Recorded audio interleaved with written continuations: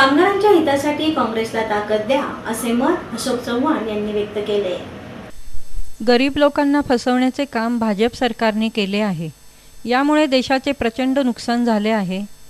सर्वसामान्य नागरिकांनी आपले हक्क सुरक्षित ठेवण्यासाठी काँग्रेस पक्षाला ताकद देण्याची गरज असल्याचे मत महाराष्ट्र प्रदेश काँग्रेस कमिटीचे अध्यक्ष अशोक चव्हाण यांनी व्यक्त केले।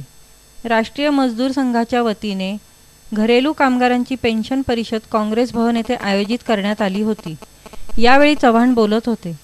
यावेळी हर्षवर्धन पाटील, चंद्रकांत छाजेड, युवक काँग्रेसचे अध्यक्ष विश्वजित कदम, राष्ट्रीय मजदूर संघाचे अध्यक्ष सुनील शिंदे, शहराध्यक्ष अभय छाजेड, आमदार दीप्ती चौधरी आदी मान्यवर उपस्थित होते। चव्हाण म्हणाले, कामगारांच्या न्याय हक्कांसाठी लढण्याचे काम काँग्रेसने केले आहे। कामगारांचे प्रश्न इतर कोणीही मांडणार नाही। विद्यमान सरकारलाही याची समज नाही।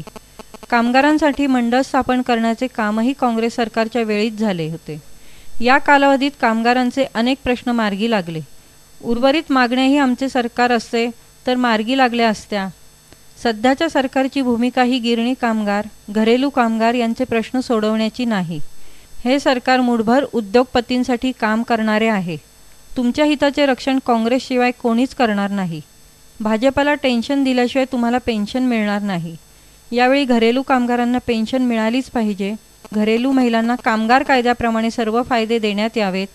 पूर्वीप्रमाणे स्वस्त धान्य 2 व 3 रुपयांनी रॉकेल मिळावे। नोंदणी झालेल्या महिलांना एक वेळची मदत म्हणून प्रत्येकी 10,000 रुपये द्यावेत आदी मागण्या करण्यात आल्या। हे सरकार कोणाच्या हिताचं काम करतंय हा खरा प्रश्न आपल्या समोर आहे। आपण पाहतो की चौकडे जी परिस्थिती निर्माण झालेली आहे, एकंदरीत सामाजिक तणाव निर्माण होत आहे, विद्यार्थ्यांची मुस्काटदाबी होत आहे, महिलांचे प्रश्न मागे पडत चाललेले आहेत, असहिष्णुता देशामध्ये निर्माण करण्याचं काम सुरू आहे आणि राज्यामध्ये देशात आपल्याच नाही तर संपूर्ण देशामध्ये सामाजिक विषमता एका पद्धतीने वाढवण्याला त्याला मदत करण्याची भूमिका काही शक्तींनी आता सुरू केलेली आहे।